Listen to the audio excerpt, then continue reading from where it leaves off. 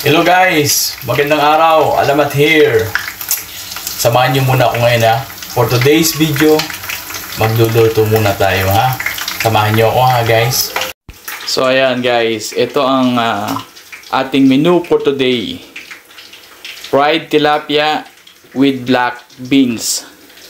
Ayan guys, nagayat ko na yung mga ingredients. Hindi ko na ipinakita sa inyo kung paano paggayat. Ayan nakikita nyo naman. Diba? Ayan ang black beans, tomatoes, fish, tilapia, ginger, garlic, and onions. So yan ang gagamitan ng mga ingredients.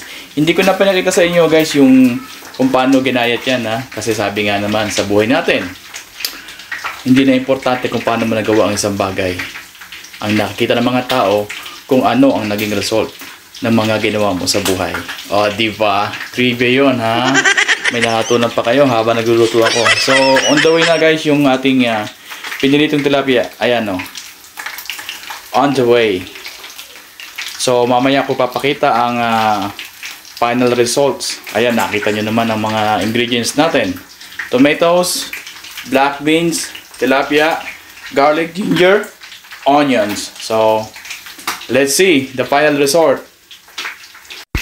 So, ayun na nga guys. Natapos na natin iprito ang tilapia.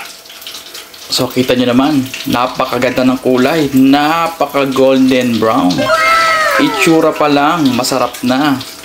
Lalo na yan pagka ginawa na natin ang fried tilapia with black beans. Sa Tagalog, tinawsi ang tilapia. Diba? Masarap pakinggan pagka English eh. So, ang next natin gagawin guys, gigisa ko lang tong bawang, sibuyas, luya, kamatis para lagyan natin ng sarsa ang ating pritong tilapia.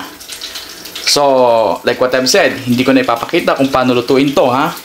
Diba nga, sabi ko sa inyo, mas importante sa tao ang resulta ng ginawa mo at doon sila maghuhusga. Hindi nila gustong makita kung paano mo to ginawa. At isa pa, baka masaktan kayo habang niluluto ko to. Matalsikan ng mantika, mapasok.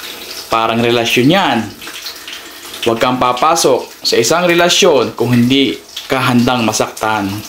Hugot yarn! Sige, gigisa ko muna. Diyan muna kayo ha, abang-abang lang.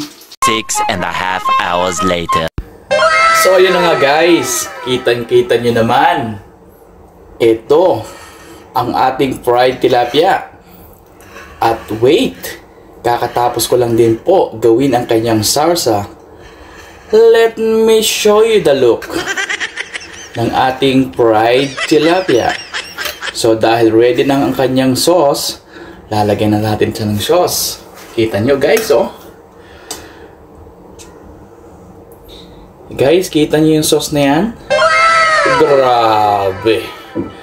Sobra. Wala akong masabi. Kita mo, napakalapot ng sarsa na yan. Manunuot siya guys. Ibababad natin yung sauce sa ating fried tilapia. Napakagrabe naman. Kita mo yung sarsa, sabaw pa lang, ulam na. Grabe. Sabi, kita mo, habalok. Sarap yan. Lapot yan. Sarap yan guys. Kita mo. Yan ang ating recipe for today. Fried tilapia with black beans. In Tagalog, tinawsi ang tilapia. Kita mo, sarap yan.